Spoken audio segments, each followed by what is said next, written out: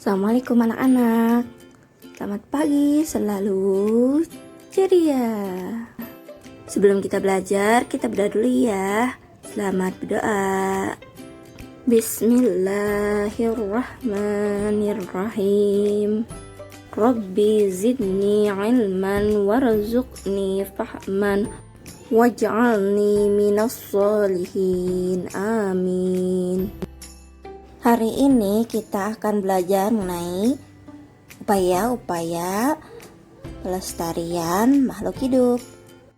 Makhluk hidup yang dilestarikan ada dua jenis, yakni tumbuhan dan juga hewan.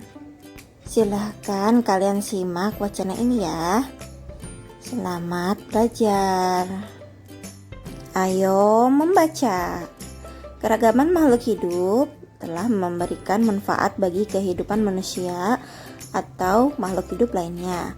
Sepantasnya manusia berusaha dan bertindak untuk memelihara, mengembangkan, dan menjaga keanekaragaman makhluk hidup seperti sumber daya alam hayati agar senantiasa dapat memperoleh manfaatnya.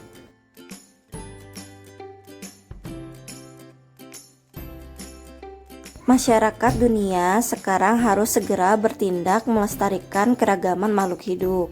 Dampak buruk yang diakibatkan kepunahan makhluk hidup telah merugikan bagi manusia itu sendiri. Di Indonesia, banyak jenis hewan dan tumbuhan asli Indonesia berada di ambang kepunahan, bahkan beberapa sudah punah. Pelestarian makhluk hidup dapat dilakukan melalui cara-cara diantaranya upaya pelestarian tumbuh-tumbuhan sebagai berikut. Lakukan kebun koleksi, biasanya hanya untuk mempertahankan tumbuhan bibit unggul. Contoh bibit unggul yaitu kebun kelapa di Bone-Bone, kebun mangga di Pasuruan. Kebun plasma nutpah merupakan perkembangan kebun koleksi. Contoh kebun plasma nutpah di Cibinong Lipi dengan buah-buahan inti, talas, dan suweg. Yang ketiga, kebun botani didirikan pada tahun 1817 di Bogor, terkenal dengan nama Kebun Raya Bogor. Upaya pelestarian hewan. Upaya yang dilakukan sebagai berikut. A. Menangkar hewan langka dengan cara mengisolasi hewan tersebut. B. Mengambil telur-telur hewan dan dibantu menetaskannya.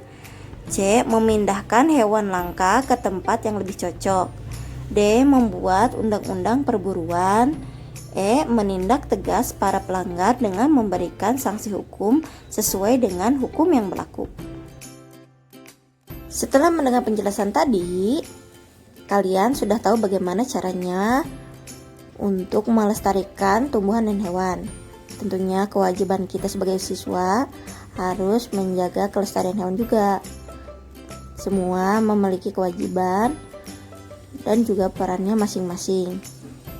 Contoh pelestarian di rumah, kalian bisa menanam tumbuhan yang memiliki bibit unggul, seperti menanam talas ataupun menanam buah mangga.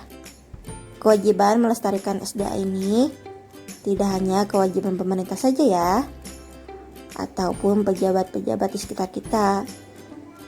Namun ini kewajiban kita semua dalam menjaga kelestarian lingkungan. Sampai sini semoga kalian paham mengenai materi hari ini. Nah, silahkan kalian mengisi soal halaman 125 dan silahkan juga kalian membuat posternya, dikirim ke ibu ya. Selamat mengerjakan. Wassalamualaikum.